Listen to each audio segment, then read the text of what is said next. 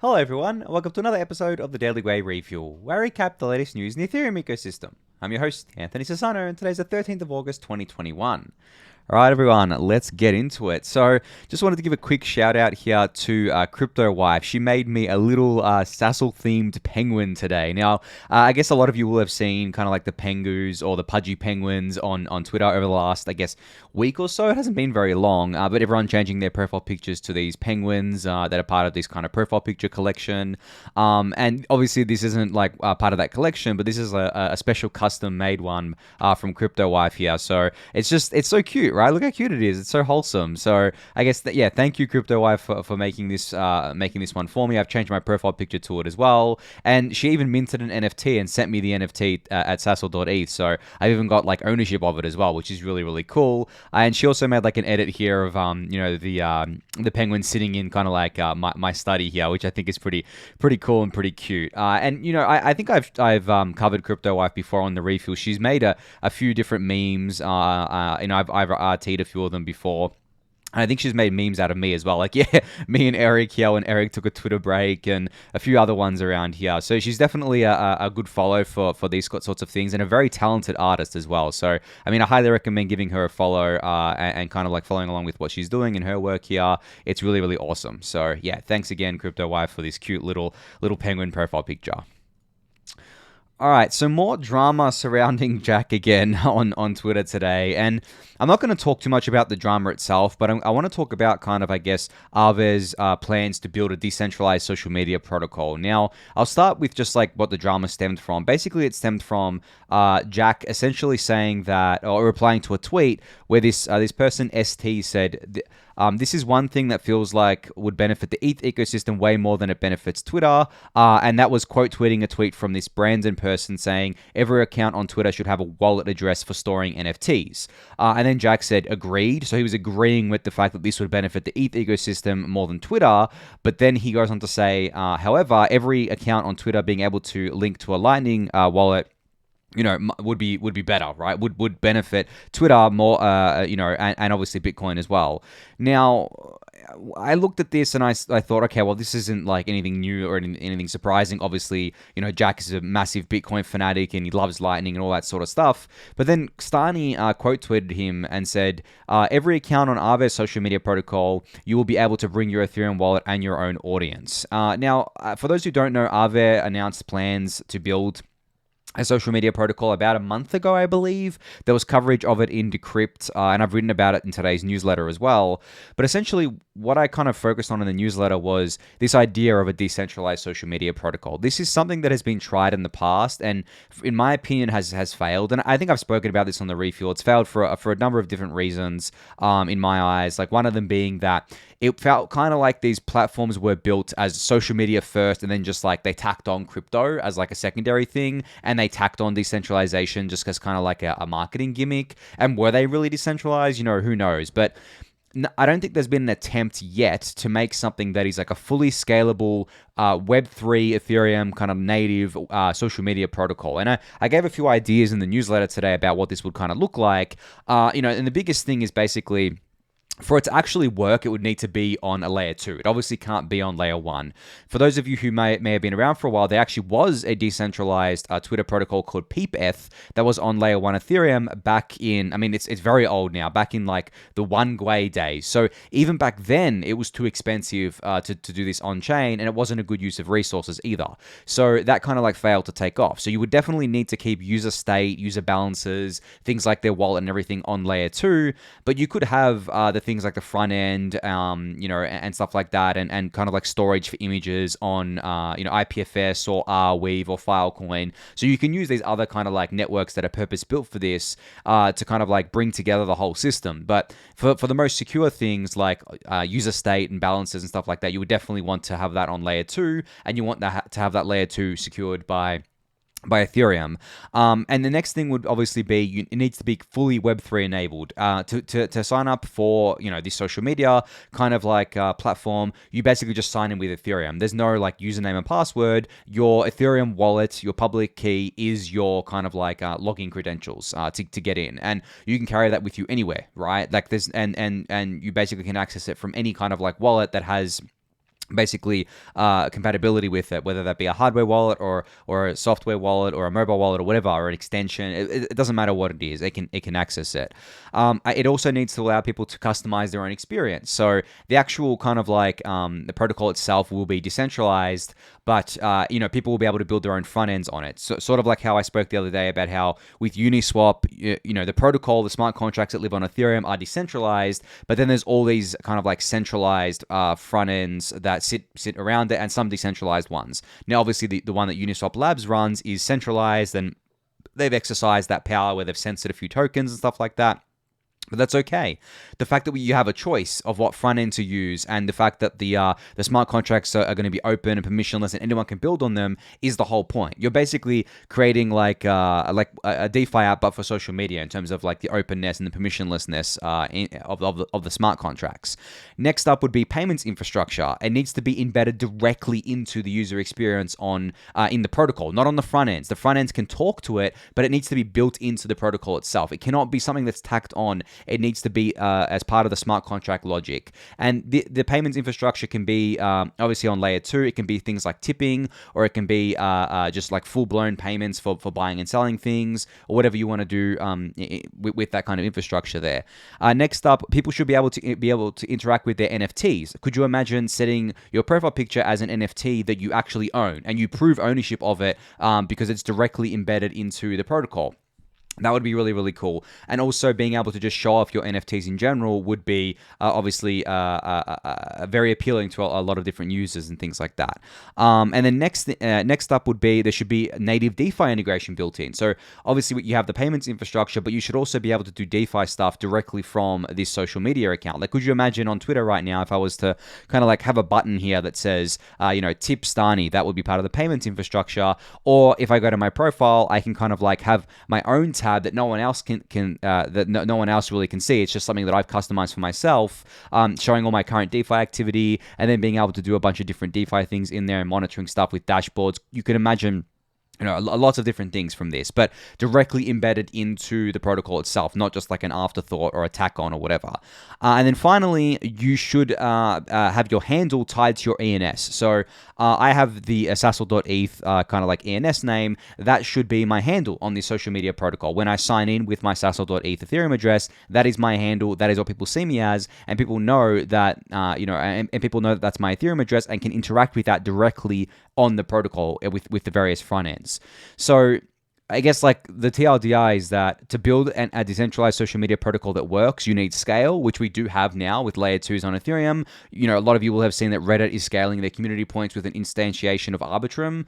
So they're actually going to build their own Arbitrum layer 2, not use the Arbitrum 1 network, which is fine because they're still going to be secured by Ethereum.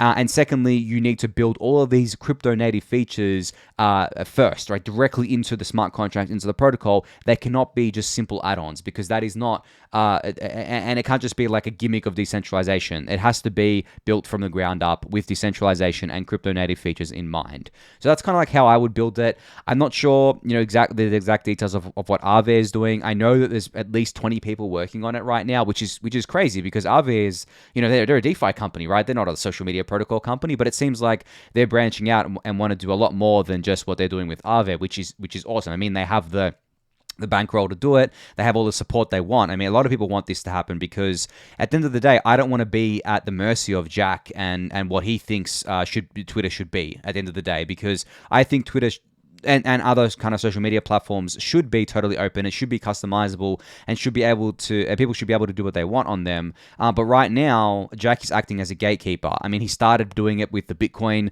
kind of hashtag, where the Bitcoin emoji is next to the Bitcoin hashtag, whereas there's not one for Ethereum. And he's openly hostile towards Ethereum, and he's even saying stuff like, basically saying we're not going to integrate an Ethereum wallet, but we're going to integrate a Lightning wallet because we think that's a better use of resources. And I actually said something about it here where I put out a tweet where I said, what if Twitter integrated both an Ethereum wallet and a Lightning Network wallet and let their users decide which one they wanted to use? Because at the end of the day, users are going to use what they get the most utility out of. And I said, I think we all know which one would see the most usage, and it wouldn't even be close, honestly. And I just think that would be the better path. But obviously, Jack has his own vested interest and his own kind of like agenda here, which is exactly why we need kind of, I guess, like a decentralized social media protocol. So I'm cautiously optimistic. I know that I've been bearish on them before, but I think if anyone could pull it off, it's the Aave team. So we're going to have to see how that plays out. But I'm sure there's plenty of other teams working on this. But from all the kind of things that I've seen in the past, they've failed. And I think that they've failed because of the fact that they just tacked on these features rather than building something from the ground up as crypto native, Ethereum first kind of features in there. So going to be very interested to see how that kind of plays out there. And then, I mean, again, with the drama around Jack, like DCInvestor put out a tweet today saying, Jack maximally doubling down against Ethereum will become one of the biggest miscalculations in web history. There is a huge opportunity for social networks and other websites ready to embrace Ethereum Web3, not Lightning wallets linked to your account, which no one cares about. And he's obviously directly calling out Jack here. And then Jack replied saying, I'm focused on a native currency for the internet, that is all. And then I replied, why did Twitter issue NFTs on Ethereum then, if he's only focused on this? I mean, it's a bunch of LARPing here. But essentially, Dmitry Buterin, Vitalik's dad, quote tweeted Jack saying, internet is not static HTML websites. It's alive and messy with JavaScript, etc. Its currency will not be something static either. The dynamism of Ethereum makes it much more suitable candidate to be the native currency of the internet. And I completely agree with Dmitry here. I mean, the fact that I don't want to bash Bitcoin too much, but I just don't see how Bitcoin can be the native currency for the internet when it's so static. I mean, and the Lightning Network has so many inherent flaws that it basically inherits from Bitcoin.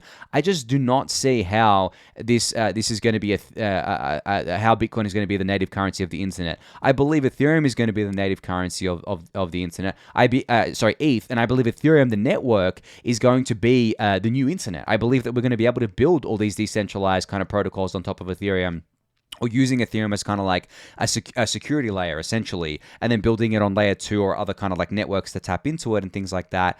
I just think that, Dmitry puts it well here. Like, Bitcoin is HTML, Ethereum is JavaScript, and for those who don't know, HTML websites were considered Web 1, and JavaScript was considered Web 2, or at least the start of Web 2, and that's why we have all of the kind of like fancy websites that we know and love today, and we're not just stuck with like static HTML websites.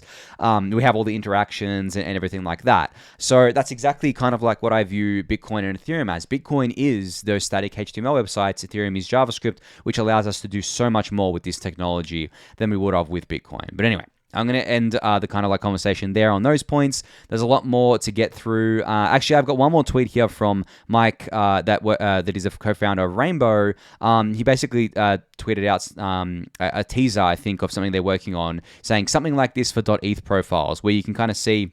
This is kind of like a Twitter-like interface where you've got like your ENS name in the handle there, and then you have like a bunch of like NFT showcase going on, links to different things. I mean, very I guess like and very Ethereum native kind of stuff going on here. So I guess that's something that I would love to see in a decentralized social media. But yeah, we're gonna have to see how that shakes out. But good to see there's people working on this, and I guess like this is just something that could be a front end into like this decentralized Twitter. You could use Rainbow as your front end to interact with those smart contracts. So I think that could be really, really, really cool. All right, so Arbitrum, there was an exclusive in Coindesk saying that Chainlink has become available on the Arbitrum 1 network. Now, as far as I know, this was the most critical piece of infrastructure that Arbitrum needed before they were able to go live. And I know this because I know this because I'm assuming this, because at the end of the day, a lot of the protocols on Arbitrum rely on oracles, and without an oracle network live and working, such as Chainlink, which is obviously the leading oracle provider, I mean, there really isn't no competition, I believe, a lot of these apps wouldn't have actually been able to go live. So I think the fact that the Oracle, that Chainlink is now live and available on the Arbitrum 1 network means that they are launching very, very, very soon. Obviously, they say they're going to launch in August, but I wouldn't be surprised to see them launch even today, maybe, I don't know, or next week, rather than later in August. But yeah, I mean, this was I think the last blocker for them, and the fact that it's live now is incredibly awesome to see. And at this point, just counting down the hours. I mean, I don't know what I'm counting down to, but like every hour that goes by, I'm just like, oh my god, come on, Arbitrum, come on, launch. So yeah, I'm going to be interested to see how that launch goes, of course. So Seb from Zapper put out a tweet today saying that Zapper has decided not to go forward with their decision to add fees. Now, I spoke about this yesterday, and I actually said that I didn't think that it was a big deal that they were adding fees, but they've gone kind of like a step further here and basically said, well, we've listened to the community, we know that you guys have an issue with it, so we're actually going to not implement fees at this time. And the reasoning that they kind of like gave was that they wanted to show users that the way they're monetizing is not by selling user data, because some users ask like, are you going to sell all our data? Is that how you're going to make money? Because right now you're kind of like VC backed, but once that money runs out, how are you going to sustain the platform and things like that? And the integrating fees was one part of it. But then, Seb posted a tweet that a link to a tweet that he had tweeted out about a month ago now, saying that, after doing 1 month of gamification and having 100,000 plus NFTs minted on Zapper, Seb said he can safely say that we are vastly underestimating the impact NFTs can have in novel DeFi business models. League of Legends made billions of dollars purely through skins that have zero resale value. So essentially what he's saying here is that there are other ways Zapper can monetize without having to institute fees on the protocol, which I think makes a lot of sense. And then he goes on to say that, most importantly, if they do reintroduce a fee in the future, they believe that the community should be the ones guiding that decision. Is this an alpha leak? I don't know. I mean, is this hinting at a token, right? Community should be the ones guiding that decision. How do you do that? You do that with a DAO. And what do DAOs have? They have tokens. Now, obviously, I've said a lot of times before that I'm a seed investor in Zapper, but I have no idea if there's going to be a token or not. I do not have any alpha there. I speak to them regularly about like the product and things like that, but I haven't spoken to them about a token before, so I don't know. But I'm just following my rule that every single protocol that has anything to do with crypto, every single project that has anything to do with crypto is going to have a token. So yeah, maybe that's a little bit of an alpha leak there. We'll have to see how that shakes out. But I commend them on this decision. Even though I didn't see a big deal with these fees, I'm glad that they're listening to community feedback and actually, retracting this decision. It shows a lot of character, and it shows, I guess, like an aligned mission here that they have with the rest of their community to keep growing Zapper, to make sure that, they can do what's in the community's best interest, and they can monetize in various different ways. I think they're going to ramp up their gamification stuff. They're teasing season 2 of their NFT stuff going on, so I'm really looking forward to seeing what they come up with there. So CL, everyone's favorite cat on Twitter, or at least my favorite cat on Twitter, posted this interesting tweet where he said, crypto isn't just building an alternative financial system. There's so many different career paths and communities with their own culture. It's more like an alternative reality. I mean, it is, right? Like we talk about this thing like a metaverse, but at the end of the day, we're creating something that's very, very much detached from the current reality that we experience in real life, right?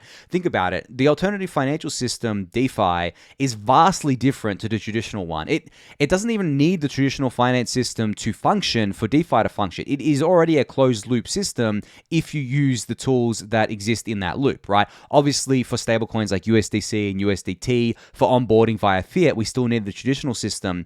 But if you were to be paid in like the DAI currency, for example, or be paid in ETH, then you are using a fully kind of closed loop system where you don't need to access these traditional finance kind of tools. So really, I mean, we're already there, and it really is like kind of an alternative reality in that sense. But also things like NFTs, a lot of this stuff is definitely being done outside of the traditional kind of collectible and art space and all that sort of stuff. The culture is purely online digital culture. Like this kind of culture only leaks into the real world at things like Ethereum conferences, for example. But pretty much all of it is online, on Twitter, on other social media platforms, in Discords, in Telegrams, all that sort of stuff, and obviously the NFT world is leading the charge there as well. So yeah, I just thought this was an interesting tweet because we do talk about the metaverse a lot as an ecosystem. I don't think anyone really knows what the word means or can I don't think there's a kind of an agreed upon definition. But if I had to pick one, it would be, it's an alternative reality to what we've experienced in kind of like meat space. And I think it's just going to keep getting, wilder and weirder and wackier because of that. And I just think that this was kind of like an interesting kind of flow into that. So yeah, I guess like great tweet, CL, if you're watching the refuel today. So Dune Analytics has announced that they've raised an $8 million Series A led by USV, aka Union Square Ventures, with participation from a bunch of other investors such as Redpoint VC, Multicoin Capital, and Dragonfly Capital. Now, I'm a seed investor in Dune, just a disclaimer there, but I mean, I love Dune. Absolutely. I mean, I was using Dune for long before I was a seed investor in it, and you know, I was promoting them on Twitter and things like that, and I use Dune pretty much every day to keep up to date with all of the different metrics going on chain. You know, there's 1559 dashboards, there's decentralized exchange dashboards, there's dashboards for basically everything, and it's really, really awesome to see the community that they've built. There's basically hundreds of different kind of like Dune wizards, as I like to call them, that essentially make these custom dashboards to follow along with any kind of like on-chain data that you'd like to see. And what they're going to be doing with this money is expanding to more chains and layers. So different kind of like blockchains, of course, and different layers, you know, Optimism, Arbitrum, all of the favorite ones we all know and love. And I think that's obviously very, very smart because a lot of the data coming out of Ethereum, you know, I mean, the data coming out of Ethereum is just one part of the story. As we move to like layer 2s and side chains and stuff like that, you're going to need a way to track that. So, you know, Dune doing this and expanding the support here is just like a natural step for them, I think.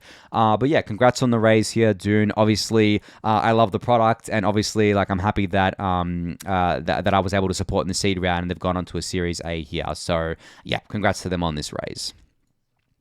So some more 1559 talk today. Alex from Nansen put out this tweet that said EIP 1559 adoption is now at 20%, up from 5% last week. Now, this is of course because MetaMask began rolling out their 1559 integration, and more people are using 1559 style transactions now. So you can see in the chart here, basically the steady growth. You know, it spikes at times due to various different reasons, you know, bots and kind of like things like that, and you know, different people doing different transactions, I guess, like during the more kind of like heated periods, or maybe during NFT drops and stuff like that.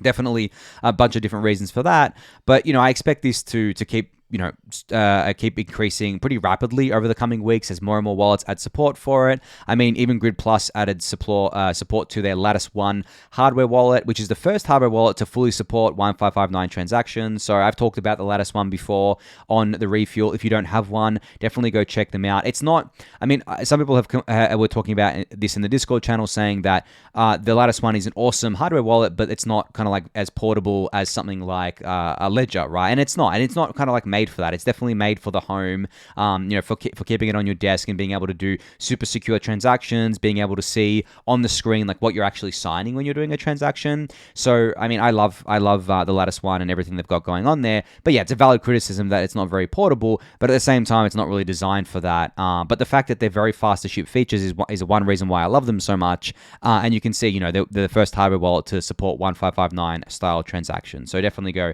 check that out.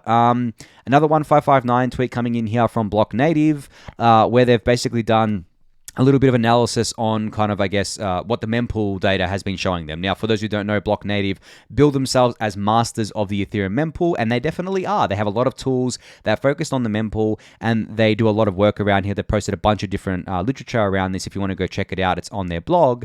But essentially, you can see here in this chart the proportion of the transaction type. So this is definitely showing a similar thing to what Nansen was showing before, or what Alex from Nansen was showing before. You can see here the type 2 transactions, which are the 1559 style, has been increasing gradually over time. Type 0 obviously getting less and less there as well. And then you can see base fee averages and how they kind of like spike over time, whether that be because of like NFT drops and stuff like that.